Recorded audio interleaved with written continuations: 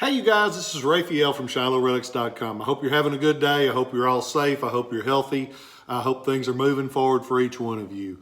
I've got only the best wishes for all of you, and I hope you're doing well.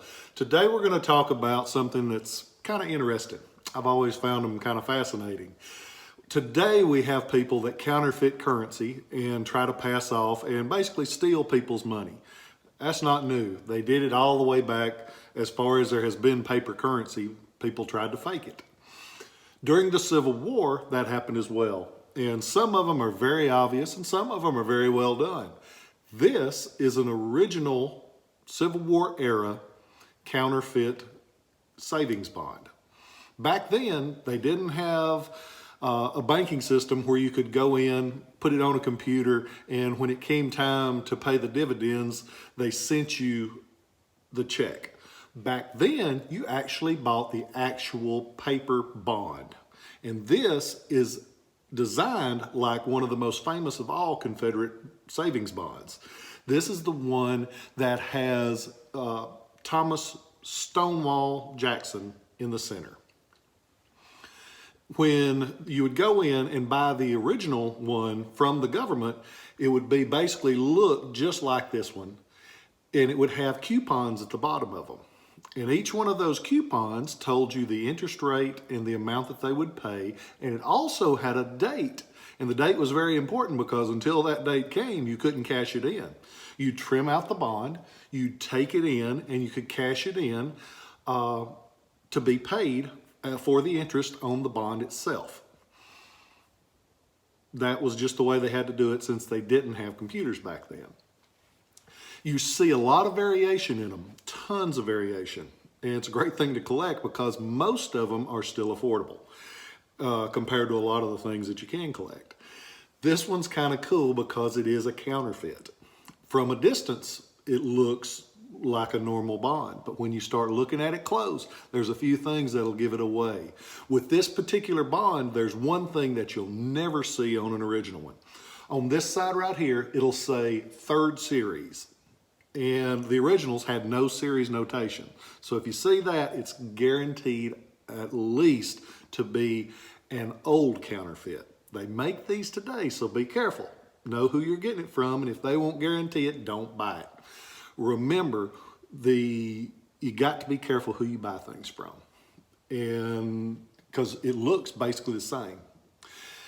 The center of the note has Stonewall Jackson, one of the most famous of all Confederate generals, died from friendly fire. He got his nickname at the Battle of First Manassas. Amazing man. He taught at Virginia Military Institute. Very impressive man. If you get a chance, you ought to read up on him. If you go to VMI, they've actually got his horse stuffed at the museum.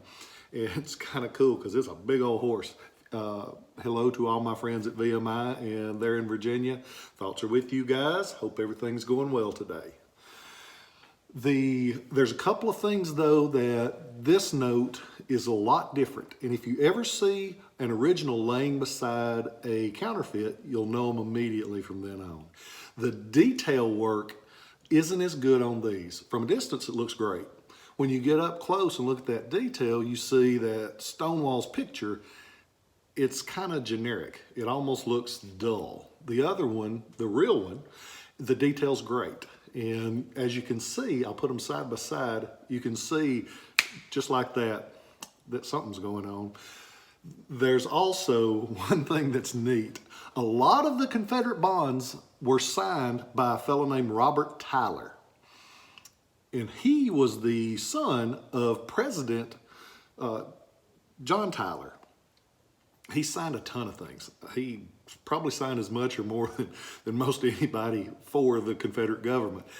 This one, most folks didn't know that back then. They just saw it was a name on a thing. If you notice, this one has J.A. Taylor.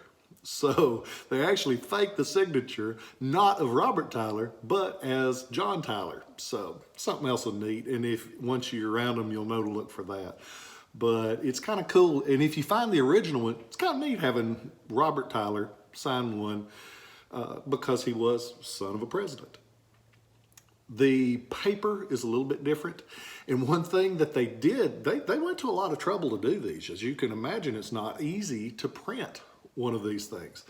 The original ones would oftentimes have a little pink stamp.